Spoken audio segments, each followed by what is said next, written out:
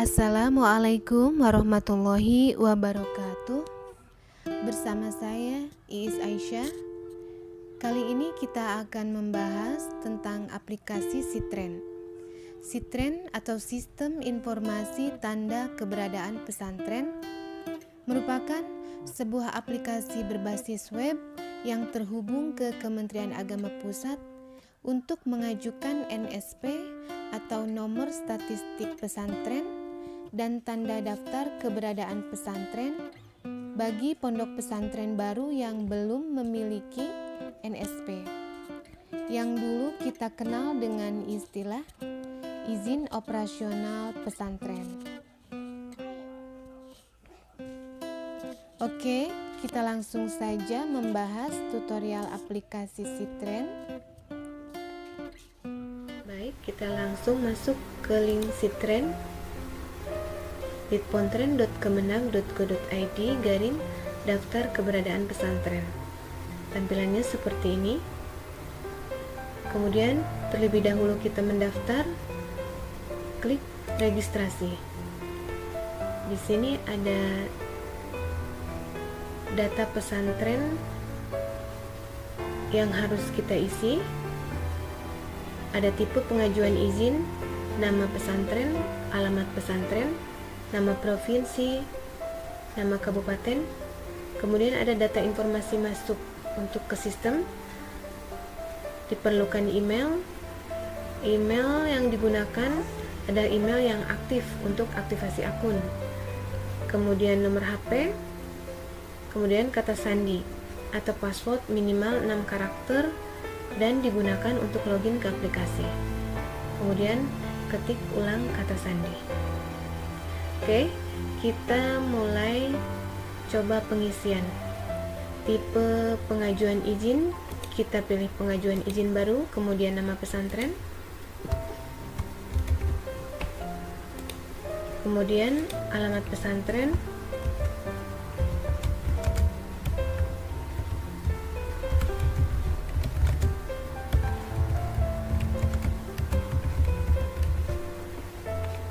oke, kemudian nama provinsi kita pilih dan nama kabupaten atau kota. Oke, kemudian data informasi untuk masuk ke sistem, alamat email,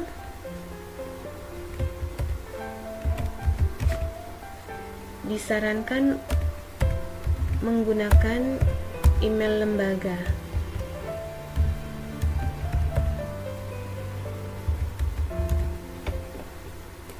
Kemudian nomor HP, kata sandi,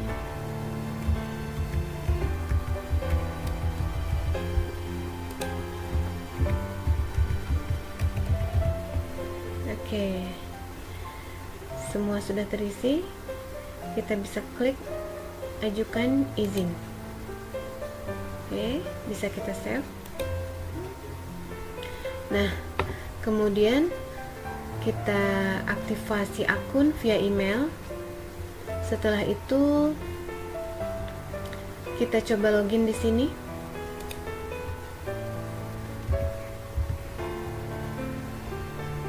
Dengan menggunakan email yang sudah kita daftarkan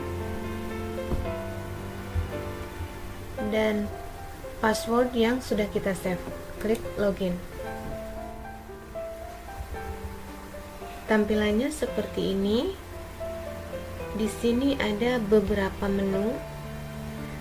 Ada menu home, pesantren, pimpinan, informasi umum, data pokok.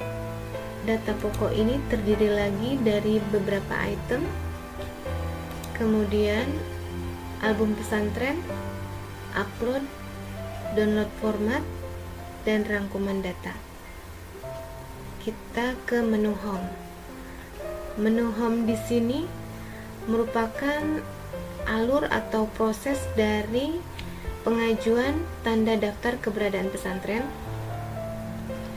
Nah, di sini proses oleh lembaga pondok pesantren yang mengajukan tanda daftar keberadaan pesantren yang berkewajiban mengentri dan mengupload dokumen yang diperlukan. Kemudian setelah dokumen terisi lengkap, ditandai dengan perubahan warna tulisan dari orange menjadi hijau, maka proses akan secara otomatis lanjut ke kabupaten atau kota. Di sini akan diverifikasi kelengkapan dokumen yang telah diupload. Kemudian setelah lengkap, divisitasi dan upload hasil visitasi, kemudian diterbitkan surat rekomendasi dan upload surat rekomendasi. Kemudian proses lanjut ke Kanwil. Nah, di sini jika disetujui maka akan diterbitkan pula surat rekomendasi dan diupload ke aplikasi. Kemudian proses lanjut ke pusat. Oleh pusat, jika disetujui maka akan diterbitkan dokumen terkait berupa NSP dan SK. Kemudian oleh kabupaten atau kota akan mencetak piagam dan SK tanda keberadaan pesantren tersebut ya. Oke, jadi kurang lebih alurnya seperti itu. Kemudian setelah dari menu home kita ke menu pesantren. Di sini menu pesantren ada data dasar lembaga, ada isian jenis pesantren, pesantren induk atau pesantren cabang, pilih salah satu. Kemudian nomor registrasi by system, nama pesantren sudah saya contohkan diisi.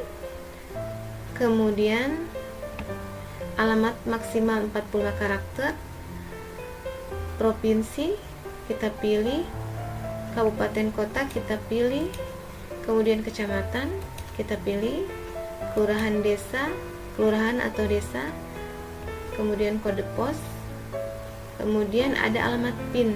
Nah, alamat PIN ini tidak bertanda bintang dan bisa kita abaikan saja.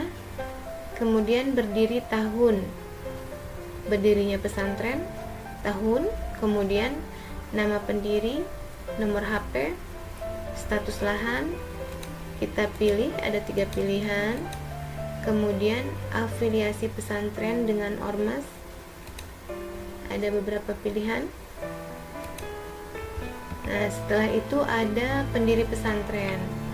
Pendiri pesantren ada jenis pendiri,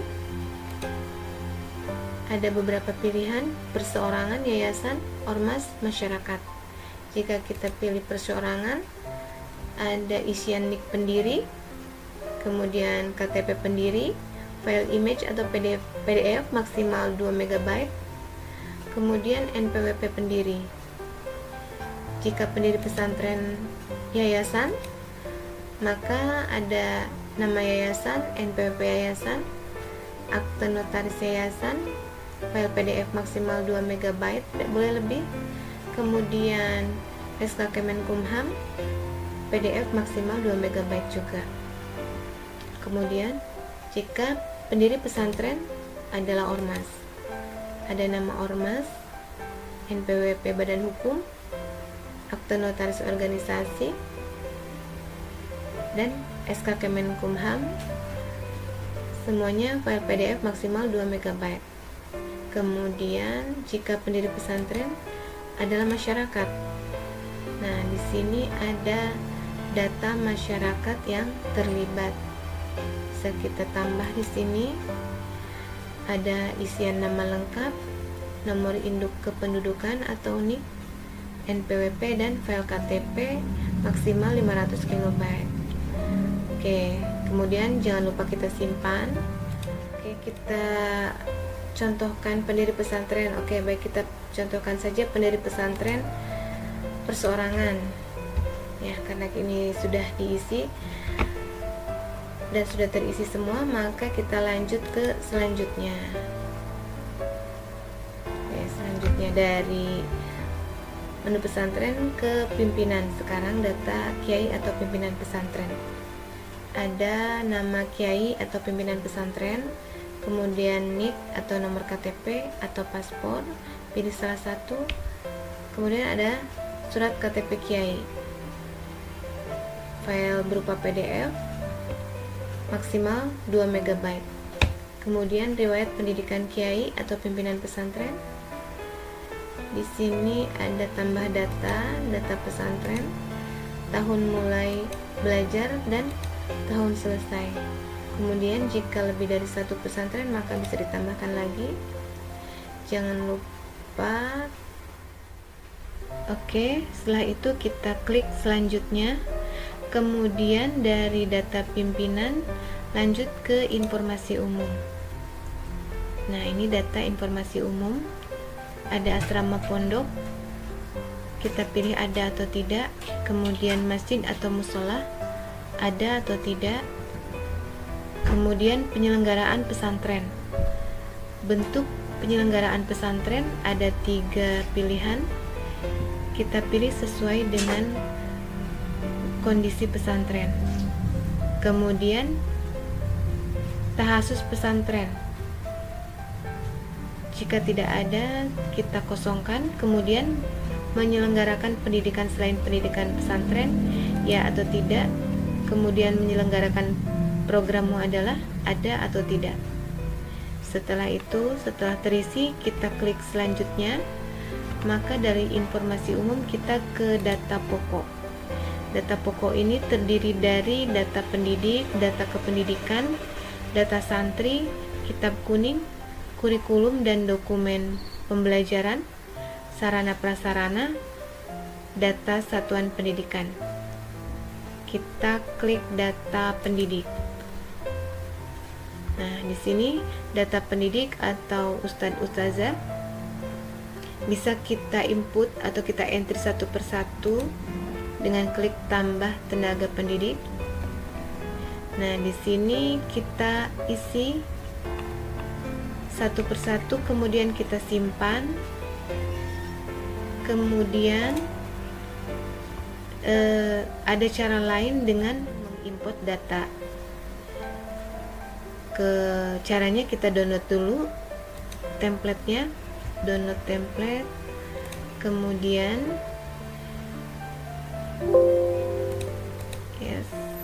kemudian kita isi templatenya sesuai dengan jumlah data pendidik atau ustadz ustazah.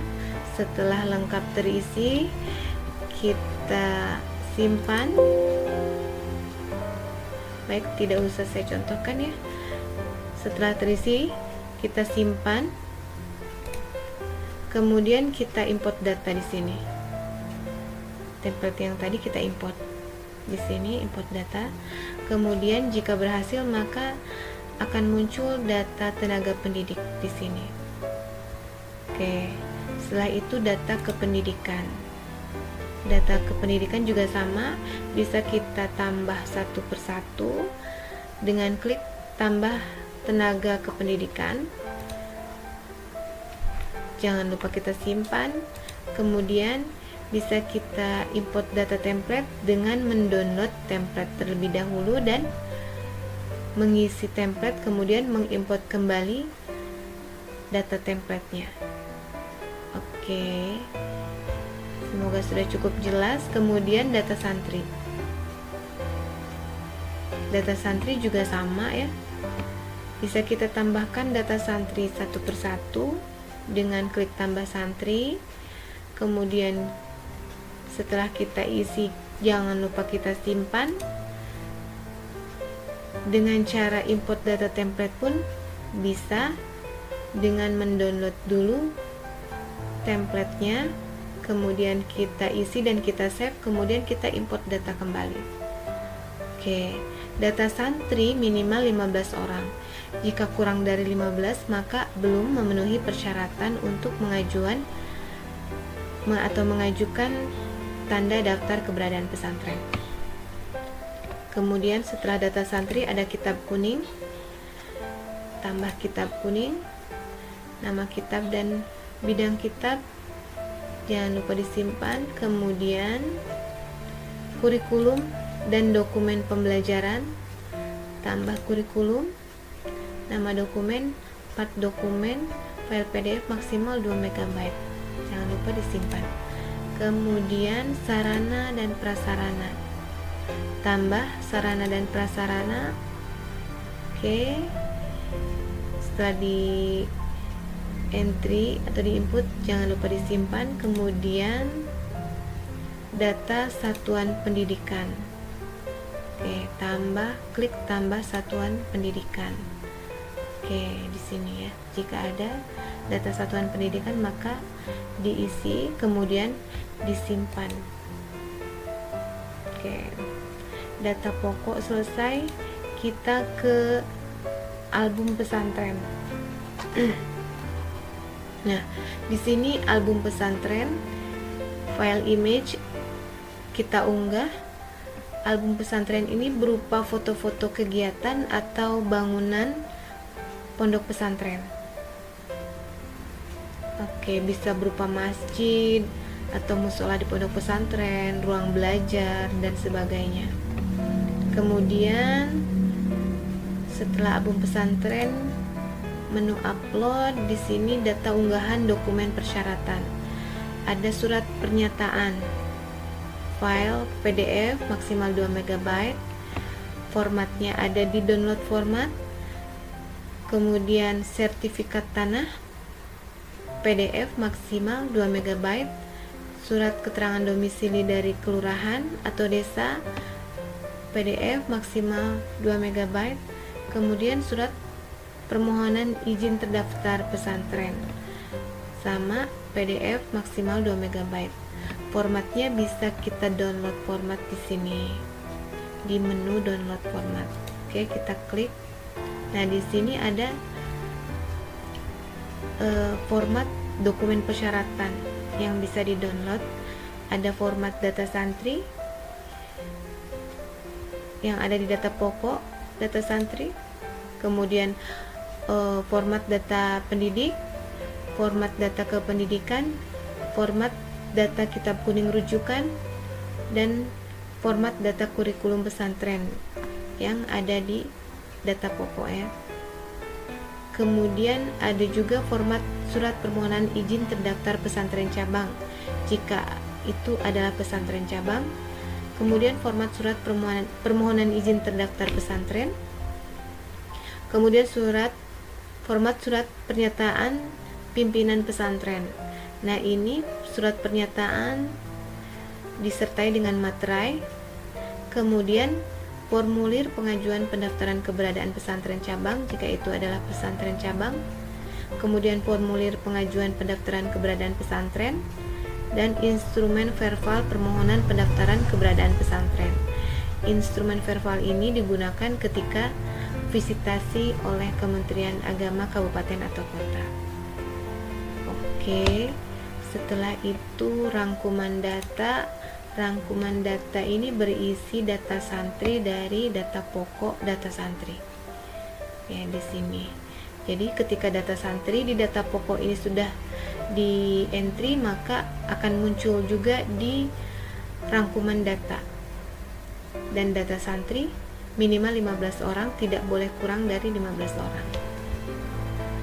Oke, demikian penjelasan saya mengenai proses pengajuan tanda daftar keberadaan pesantren. Semoga bisa dipahami. Sekian, wassalamualaikum warahmatullahi wabarakatuh.